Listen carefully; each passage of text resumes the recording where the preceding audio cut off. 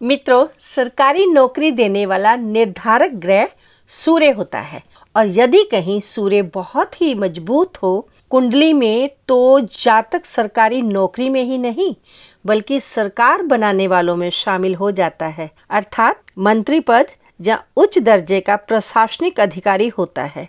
किंतु ध्यान रहे, आगे जो भी सरकारी नौकरी मिलने के योग बताए जा रहे हैं उन योगों को सभी पैरामीटर्स पर परखने से पहले ये सुनिश्चित कर लें कि ग्रह शत्रु राशि में ना हो, ग्रह अस्त नहीं होना चाहिए, ग्रह मृत बाल वृद्ध ना हो, ग्रह नीच राशि का ना हो, शत्रु से युक्त या दृष्टि ना हो, क्योंकि कमजोर ग्रह यदि अन्य कारणों से नौकरी देने में सक्षम हो भी जाए तो भी संघर्षों को बढ़ा ही देता है। इसके अतिरिक्त लग्नेश का बलवान होना भी जरूरी है। लग्नेश 6-8-12 भावों में नहीं होना चाहिए। लग्नेश का लगन में होना सबसे अधिक शुभ है। कुंडली में सभी योग होने के बावजूद भी जातक का अपने कार्य के प्रति निष्ठावान होना भी अति जरूरी है। केवल कुंडली के योग होने से कोई प्राप्ति नहीं होती, उसके लिए पढ़ाई के साथ साथ प्रतिस्पर्धा परीक्षाओं को उत्तीर्ण करना भी जरूरी है और हमारी पढ़ाई भी समय के भीतर पूरी होनी चाहिए। मैं वीना कपिल ज्योतिष क्योरी चैनल पर आपका हार्दिक स्वागत करती हूँ। आज की वीडियो बहुत ही महत्वपूर्ण वीडियो है। कृपया वीडियो के अंत में फीडबैक अवश्य दीजिए और यदि आपको अपने बारे में कोई जानकारी चाहिए तो कमेंट बॉक्स में अपना नाम तथा अपना जन्म विवरण डालकर अपनी समस्या लिख दें। उससे पहले प्लीज़ चैनल को सब्सक्राइब अवश्य ही कर लें और अपने फ्रेंड्स में शेयर भी कर दें, क्योंकि आपके प्यारे कमेंट्स मुझ में एक नया उत्साह भर देते हैं। इसलिए आप अपने बहुमूल्य सुझाव अवश्य दिया करें और वीडियो को अंत तक सुने, क्योंकि इस वीडियो में आपका एक पल भी वेस्ट नहीं होगा। हर शब्द में जानकारी भरी हुई है। स्किप करके सुनने से पूरी जानकारी आप तक नहीं पहुंच पाएगी और अधूरा ज्ञान तो आप जानते ही हैं कि हमेशा नुकसान ही करता है। सारांश में लगन कुंडली में हमारा प्रबल लग्नेश हो, प्रबल दशमेश हो और दशम भाव तथा दशम भाव में बैठे हुए ग्रह भी मजबूत होने चाहिए। दशमेश का राशि स्वामी भी मजबूत होना चाहिए। इस तरह दशमांश कुंडली का दशम भाव दशमेश, दशम भाव में बैठे हुए ग्रह और सूर्य मंगल गुरु शनि की मजबूत स्थिति के साथ साथ नौकरी मिलने में मददगार ग्रहों की महादशा अंतरदशा भी होनी चाहिए तथा गोचर में उन ग्रहों का आपस में संबंध होना भी जरूरी है। हमारी कुंडली में 1, 5 और 9 भावों को त्रिकोण कहते हैं। ये भाव लक्ष्मी भाव कहलाते हैं। इसी तरह प्रथम, चतुर्थ, सप्तम और दशम भावों को विष्णु भाव कहते हैं। दूसरा भाव धन भाव होता है। हमारा 11वां भाव लाभ भाव है। तीसरा और छठा भाव कुंडली के त्रिशदायी भाव होते हैं और हमारे संघर्षों को बढ़ाते हैं। कुंडली के छठा, 8वां और 12वां भाव दुख स्थान होते हैं। पॉजिटिव भावों में ग्रह होने से कार्य आसानी से होते हैं और नेगेटिव भावों में ग्रह जब कमजोर हो जाएं तब तो संघर्ष और भी अधिक बढ़ जाता है। कुंडली का प्रथम भाव जातक स्वयं होता है। तीसरा भाव उसका प्रयास अर्थात उसकी तरफ से की जाने वाली मेहनत दर्शाता है। दशम भाव उसकी सफलता दर्शाता है।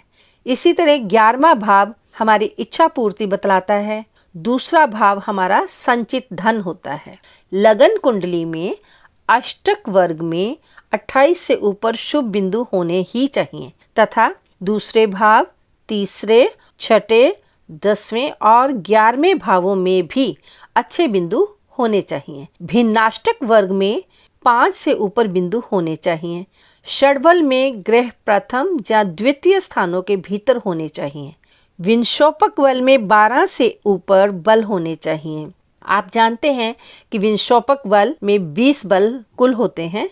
इसके अतिरिक्त जो तीसरा भाव वो भी बली होना चाहिए, क्योंकि तीसरा भाव मेहनत अधिक करवाता है किंतु सफलता दे देता है। सिंह लगन हो या दूसरे, छठे, 10वें और 11वें भावों में सिंह राशि हो और सूर्य की रिप्लेसमेंट भी अच्छी हो, या फिर कर्क, वृश्चिक, धनु या मीन अर्थात सूर्य, चंद्र, मंगल, गुरु के लग्नों में सरकारी नौकरी मिलने के योग होते हैं।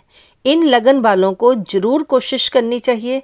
दूसरे भाव में उच्च का ग्रह हो तब भी अच्छी नौकरी मिलने के योग बन जाते हैं।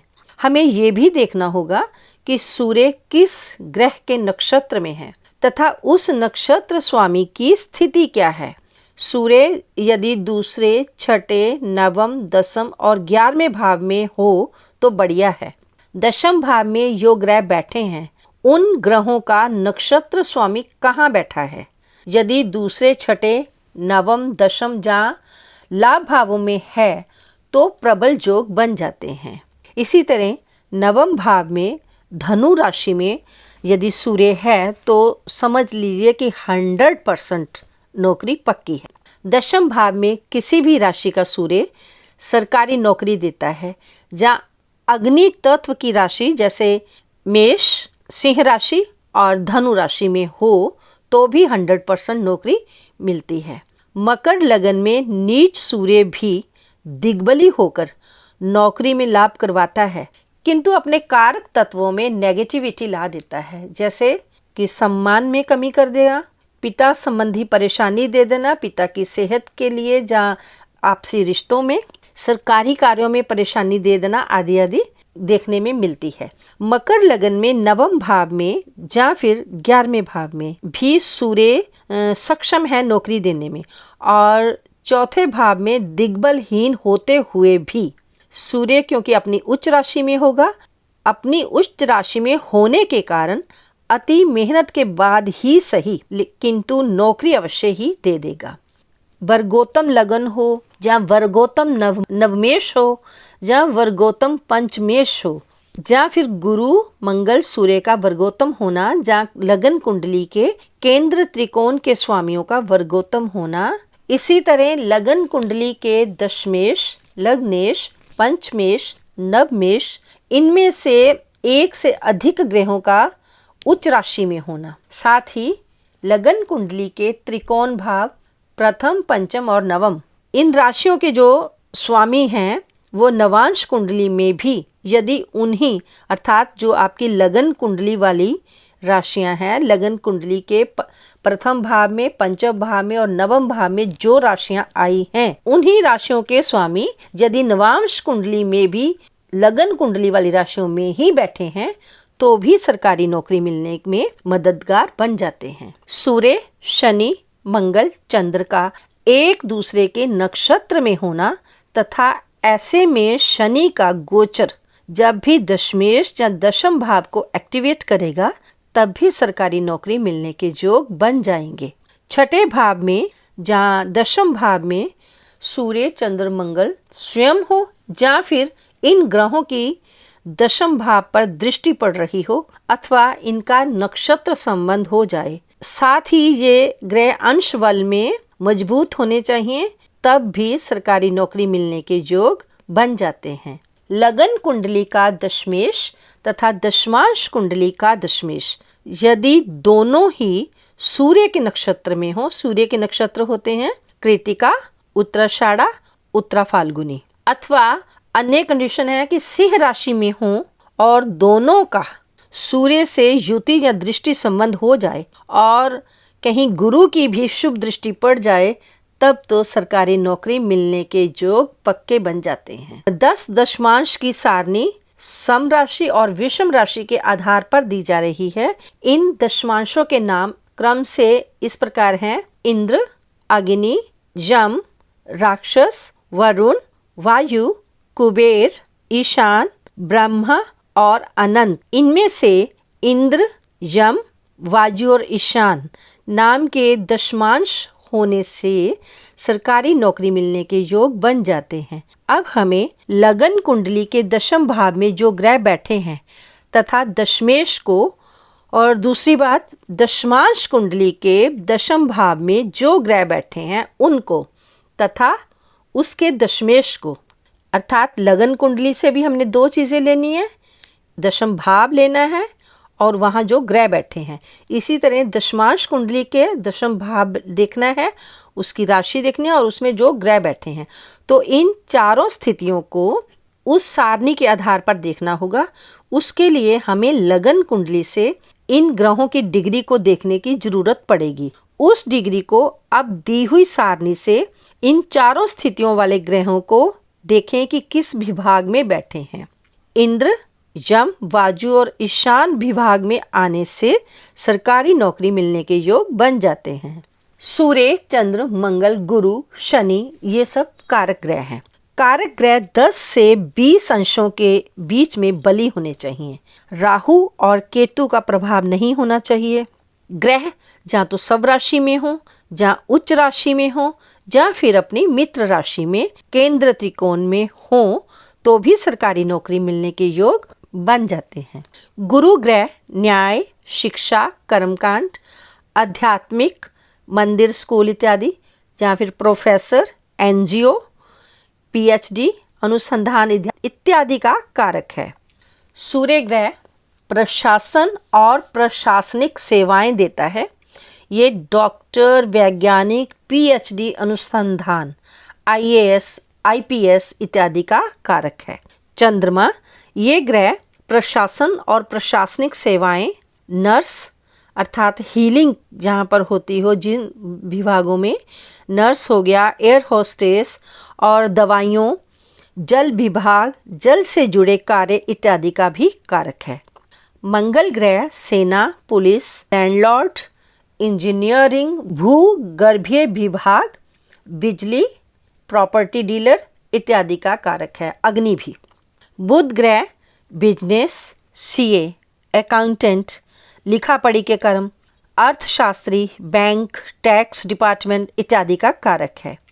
शुक्र ग्रह बॉलीवुड, बिजनेस, पटवारी, सरकारी होटल, टैक्स डिपार्टमेंट, हवाई जहाज, यात्रा से संबंधित कार्यों, सौंदर्य प्रसाधन इत्यादि कार्यों का कारक है। और दूरदर्शन, मैनेजमेंट, लग्जरियस आइटम्स का बिजनेस भी देता है। मजबूत शनि ग्रह इंजीनियरिंग और कमजोर शनि ग्रह मेहनत, शारीरिक श्रम दिलवाता है। सड़क विभाग, कृषि भूमि, कृषि विभाग, कृषि विश्वविद्यालय, इमारतें बनाने का कार्य, नगर निगम के कार्य इत्यादि का कारक है।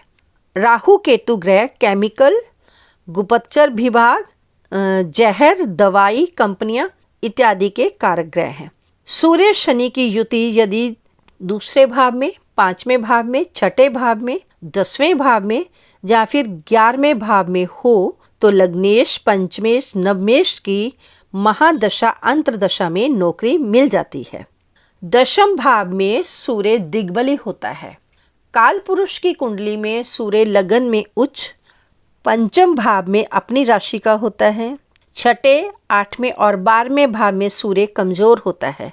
8वें और 12वें का सूर्य तो परेशानी बढ़ाता है, तब भी तीसरे और 6ठे भाव का सूर्य नौकरी दिलाने में मददगार साबित होता है। यदि सूर्य 8वें या 12वें भाव में हो और दूसरे, 6ठे और 10वें भाव जहाँ भाव स्वामियों से संबंध बने अथवा नक्षत्र संबंध बने, तब भी सरकारी नौकरी मिलने के योग बन जाते हैं। दूसरे और 6ठे भाव का सूर्य मृत ना हो, नीच ना हो, लग्नेश का शत्रु ना हो। यदि द्वादशेश अर्थात 12वें भाव का स्वामी प्रथम, द्वितीय, चतुर्थ, पंचम भाव, नवम भाव या दशम भावों में से किसी एक भाव में हो और द्वादशेष 12वें भाव का स्वामी पर सूर्य की दृष्टि पड़ रही हो या फिर ज्योति हो उसके साथ, अथवा व्ययेश अर्थात हमारे 12वें भाव का स्वामी सूर्य से अथवा लाभेश से अथवा धनेश से अथवा चतुरेश से शुभ संबंध बनाए, तब भी नौकरी मिलने के कमजोर ही सही लेकिन योग बन जाते हैं। शनि का दशम भाव से संबंध हो, चतुर्थ भाव या भावेश का संबंध 6ठे भाव से हो तो भी सरकारी नौकरी मिलती है। बस सूर्य का विंशोपक बल अधिक होना चाहिए। शनि तथा 6ठा भाव नौकरी के कारक हैं तथा गुरु नौकरी को लंबे समय तक बनाए रखने वाले ग्रह हैं। इसलिए गुरु को भी लगन कुंडली में, नवांश कुंडली में, अष्टक वर्ग में, भिन्नाष्टक वर्ग में, षडबल में, विंशोपक बल में देखें और ये भी देखें कि गुरु का नक्षत्र स्वामी कहाँ है। अभी मैंने जितने पैरामीटर्स बताए हैं, इन्हीं सब पैरामीटर्स पर अर्थात इन्हीं वर्गों में आप सूर्य को भी देखेंगे। 10वां भाव भी देखें और उसका स्वामी लगन कुंडली में देखें कि अंशों में बली होना चाहिए, तथा नवांश कुंडली में अष्टक वर्ग में भी देखें कि 10वें भाव को कितने अंक प्राप्त हुए। इसके अतिरिक्त दशमेश को दशम भाव वाली राशि में कितने अंक प्राप्त हुए, अर्थात वह ग्रह दशम भाव को कितने अंक दे रहा है। दशम भाव को दशमेश के डिस्पोजिटर को, अर्थात जिस राशि में दशमेश बैठा हो उस राशि स्वामी को अष्टक वर्ग में देखें कि कितने अंक मिले हैं। यदि वह ग्रह अपनी राशि में या उच्च राशि में बैठा हो तो सरकारी नौकरी देने में सक्षम होगा। तथा सूर्य की भी पोजीशन देख लें। दशम भाव में जो ग्रह बैठा है तथा दशमेश का डिस्पोजिटर दोनों ही यदि उच्च राशि में हों तो उच्च कोटि की सरकारी नौकरी मिलती है। कारक भाव दूसरा भाव, चौथा भाव, छठा भाव, दशम भाव और 11वां भाव होते हैं। अब दूसरा, छठा और दशम भावों के जो स्वामी हैं, यदि दूसरे, छठे और दशम में ही बैठे हों, या फिर दूसरा, छठा, 10वां, 11वां भाव, इन भावों में सूर्य हो अथवा चंद्र बैठे हों, या फिर सिंह राशि में इन्हीं भावों में, अर्थात दूसरे, छठे, 10वें और 11वें भावों में सिंह राशि में सूर्य बैठे हुए हों तो भी सरकारी नौकरी मिलने के योग बन जाते हैं। अब है नक्षत्रों की बारी। तो नक्षत्र हैं रोहिणी, ज्येष्ठा, मूला। इन नक्षत्रों में जन्मे लोग कम मेहनत में ही सरकारी नौकरी पा लेते हैं। इनके अलावा कुछ अन्य योग भी होते हैं, जैसे प्रथम, द्वितीय, चतुर्थ, छठे, 7वें, 9वें भाव में या दशम भाव, इन भावों में जो राशि अंक लिखे हैं, आप देखें कि उन राशि अंकों के स्वामी ग्रह जो हैं, उनकी जो जुति है क्या वो बनती है, तब भी अच्छी नौकरी मिलने के योग बन जाते हैं। अर्थात इन भावों में जो राशियां हैं, उन राशि अंकों के स्वामियों को देखना है कि क्या उनकी आपस में कहीं युति बनती है। अगर बनती है तो नौकरी मिलने के योग बन जाएंगे। दशमेश यदि 5वें भाव में या 9वें भाव में बैठे, या फिर पंचमेश नवमेश का दशमेश के साथ युति संबंध हो जाए अथवा दृष्टि संबंध बन जाए। इसी तरह लग्नेश का पंचमेश नवमेश से संबंध बने तब भी सरकारी नौकरी मिलने के योग बन जाते हैं। नवमेश यदि लाभेश से संबंध बनाए, या नवमेश यदि लगन भाव में बैठा हो, या फिर लाभेश नवम में बैठा हो, या फिर लग्नेश नवमेश में राशि परिवर्तन योग हो, तब भी अच्छी नौकरी मिलने के योग बन जाते हैं। 12वें भाव का स्वामी प्रथम, दूसरे, चौथे, 5वें, 9वें और दशम भावों में हो तो भी सरकारी नौकरी के योग होते हैं।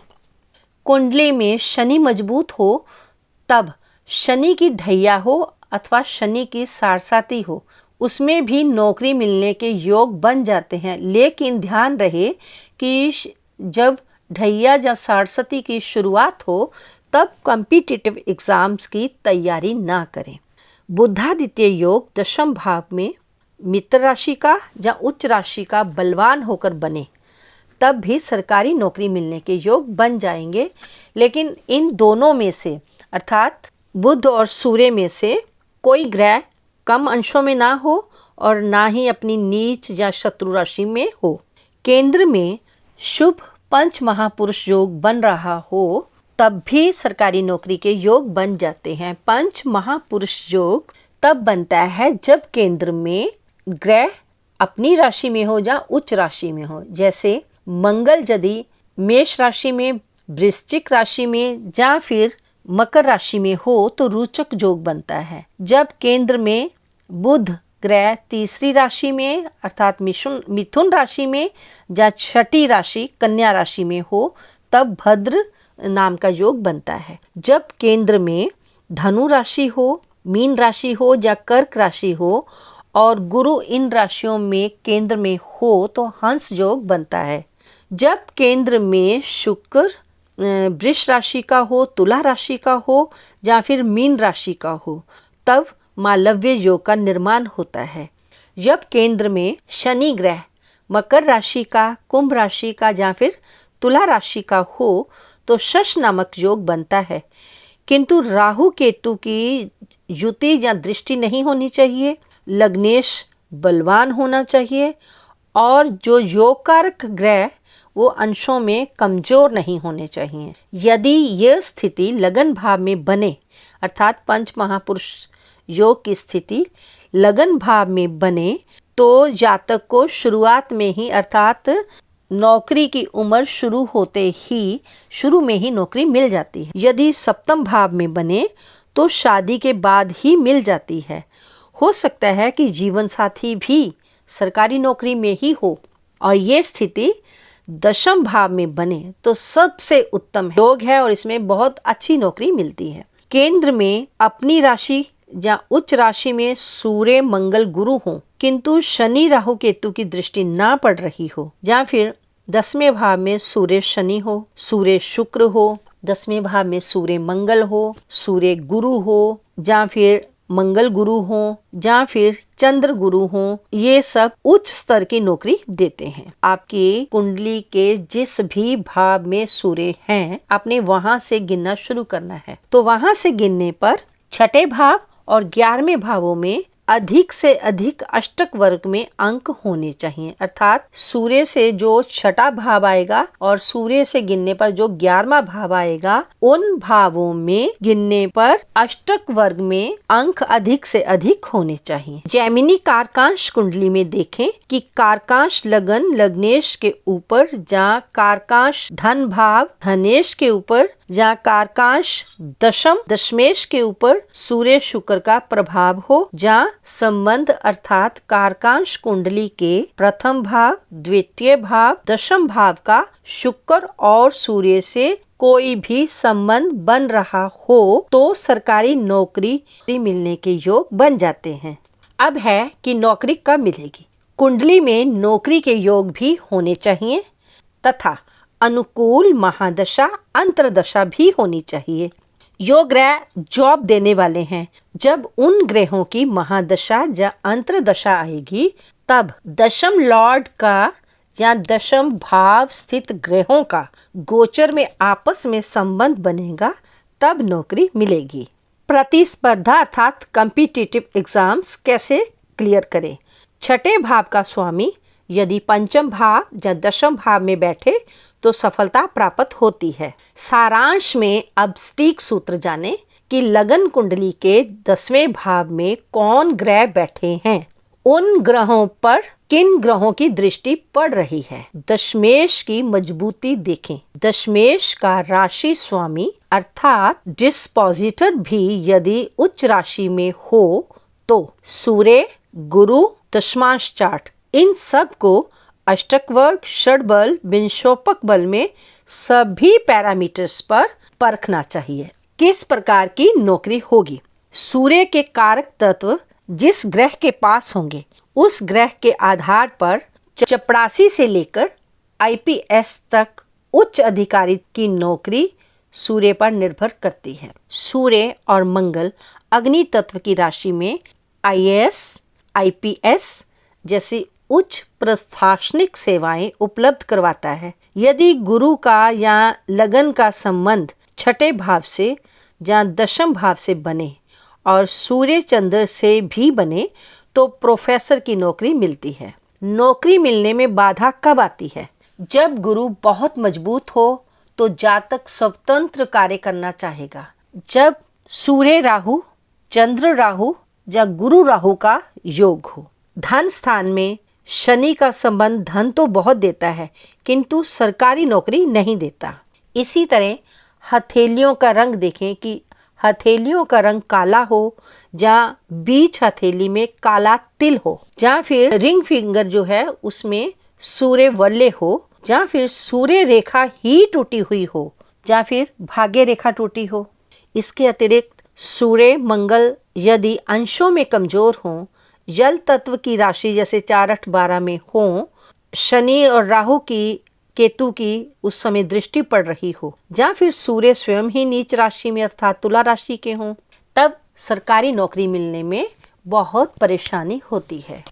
हस्त रेखा में सरकारी नौकरी का योग कब बनता है? आप देखें कि सूर्य पर्वत पर लंबी रेखा होनी चाहिए, शनि रेखा भी स्पष्ट होनी चाहिए। सूर्य पर्वत पर, जहाँ शनि पर्वत पर, जहाँ फिर गुरु पर्वत पर, इन तीनों में कहीं भी यदि मछली का चिन्ह है, जहाँ शुभ नक्षत्र अर्थात तारा का चिन्ह है, कमल का चिन्ह है और शुभ त्रिकोण बना हुआ है, चौकोन बना हुआ है इत्यादि शुभ चिन्ह हों, उसके साथ ही गुरु पर्वत भी उभरा होना चाहिए। गुरु पर्वत पर क्रॉस, त्रिकोण, स्वास्तिक आदि ये शुभ चिन्ह अच्छे होते हैं। जातक की उंगलियां लंबी हों, चौड़ी हथेली, रंग उसका लालिमा लिए हुए हो, तो उच्च कोटि की सरकारी नौकरी मिलने के योग बन जाते हैं। कुंडली में योग हो, आपने मेहनत की हो, अनुकूल दशा हो, तब आप ये उपाय कर सकते हैं यदि थोड़ी बहुत अड़चन आ रही है। उपाय पूर्ण श्रद्धा और विश्वास के साथ किए जाने चाहिए। विशेष बात यह है कि लग्नेश, दशमेश, भाग्येश, सूर्य, मंगल और शनि को बलि करें। प्रथम उपाय है कि पिता का सम्मान करें, पिता की सलाह से कार्य करें तथा उनका आशीर्वाद लें। दूसरा उपाय है कि सूर्य को अर्घ्य देने से पहले अपने माथे पर लाल तिलक लगाएं। पर इससे भी पहले ये जरूरी है जानना कि सूर्य को अर्घ्य कब दें। सूर्य के उदय होने के 1 घंटे के भीतर भीतर सूर्य को अर्घ्य देना चाहिए। तो इसलिए आपको सूर्य उगने से कम 1-1.5 घंटा पहले जागना होगा। और अब आप तिलक लगाने के बाद सूर्य के उगने से पहले सूर्याष्टक अथवा आदित्य हृदय स्रोत का पाठ करना शुरू करें, जहाँ फिर आप गायत्री मंत्र का जाप कर सकते हैं। जब सूर्य स्पष्ट नजर आ रहा हो, उस समय तांबे के लोटे को लाल कलावा अर्थात मौली से बांधें। उसमें आप जल में लाल फूल कनेर के डालें तो सबसे बढ़िया, गुड़, थोड़ी सी लाल रंग की रोली और दूर्वा, 21 लाल मिर्च के बीज, साबुत चावल टूटे हुए नहीं होने चाहिए, अक्षत होने चाहिए। ये डालकर अपने सिर के ऊपर बाहें ले जाकर जल की धारा पर दृष्टि टिकाकर जल धारा में से आपने सूर्य को देखते हुए बोलना है ओम घृणी सूर्याय नमः, अथवा आप बोल सकते हैं ओम हराम हरीम हरोम सह सूर्याय नमः। ये जाप करते हुए जल चढ़ाएं, लेकिन ध्यान दें कि जल के छींटे आपके पैरों पर ना गिरे। इसके लिए या तो नीचे कोई बर्तन रखें अथवा गमला इत्यादि रख लें। तीसरा उपाय है कि 7 वीरवार तांबे के लोटे में गुड़ और गेहूं लाल कपड़े में बांधकर मंदिर में दे दें, अथवा आप माणिक्य धारण कर सकते हैं। लेकिन माणिक्य धारण करने से पहले आपको अपनी पत्रिका किसी सुयोग्य ब्राह्मण पंडित को दिखानी चाहिए। और आप रविवार का व्रत रख सकते हैं अथवा साल में 1 बार अपने वजन के बराबर गेहूं का दान करें। चौथा उपाय है कि जो अग्नि तत्व की राशि हैं, मेष राशि, सिंह राशि और धनु राशि वाले सूर्य की उपासना करें, मूंगा या माणिक्य पहने। और दूसरी, छठी और 10वीं राशि पृथ्वी तत्व वाली राशि होती है। इन पृथ्वी तत्व वाले को संघर्षों से बचने के लिए हनुमान जी या शनिदेव जी की उपासना करनी चाहिए और पीपल तले दिया भी जलाना चाहिए।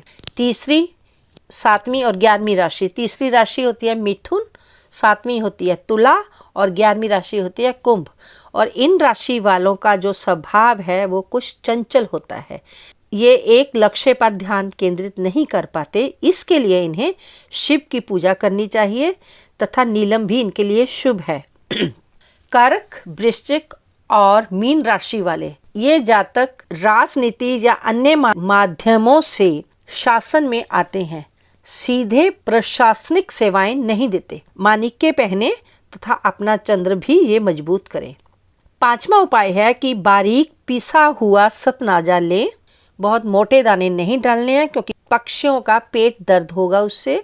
आप बारीक पिसा हुआ सतनाजा प्रतिदिन पक्षियों को डालें, फिर मंदिर जाएं और उड़ते हुए हनुमान जी की पूजा करें। 6वां उपाय है शनिवार शनि मंदिर में पीपल तले सरसों के तेल का दीपक जलाएं। ओम शम शनिचराय का 108 बार जाप करें। 7वां उपाय है कि आप गुरुवार 1.25 किलो गुड़ ले, लाल रंग की गाय, पीले रंग की गाय अथवा सफेद रंग की गाय को खिलाएं। अपनी प्रथम फिंगर के नीचे अर्थात गुरु पर्वत पर दोनों हाथों में हल्दी का तिलक लगाएं तथा गुरु मंत्र का जाप ओम ग्राम ग्रीम ग्रोम सह गुरुवे नमः इसका जाप करें। 16 गुरुवार आपको लगातार भुने चने लेने हैं, उनमें छोटे छोटे गुड़ के टुकड़े मिलाने हैं तथा किशमिश डालकर गरीबों में बांटनी है। 8वां उपाय है सुंदरकांड का पाठ शनिवार या मंगलवार को करें। 9वां उपाय है पीतल, चांदी और तांबा तीनों धातुओं को बराबर मात्रा में लेकर छल्ला बनाकर संडे को मेल पर्सन राइट फिंगर में पहने और फीमेल्स लेफ्ट फिंगर में पहने। ये सभी उपाय करने आवश्यक नहीं है, इनमें से आप अपने ग्रहों के अनुसार ही उपाय करें। आपने अपना बहुमूल्य समय देकर वीडियो को अंत तक सुना, उसके लिए मैं हृदय से आभार प्रकट करती हूँ। तो मिलती हूँ आपसे अपने प्यारे श्रोताओं को किसी अन्य प्यारी सी वीडियो के साथ। तब तक आप अपना ध्यान रखें, खुश रहें। ओम नमः शिवाय।